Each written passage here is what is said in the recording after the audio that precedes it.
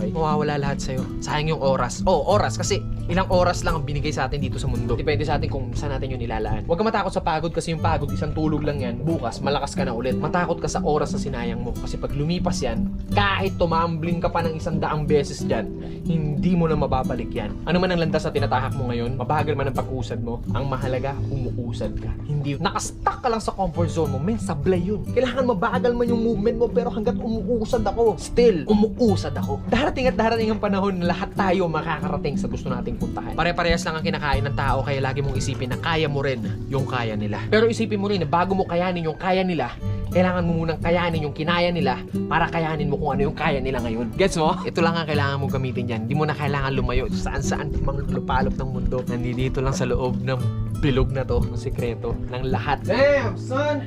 Damn, son! Para sa akin, ito na yung pangarap ko eh. Nakikita ko yung view na to.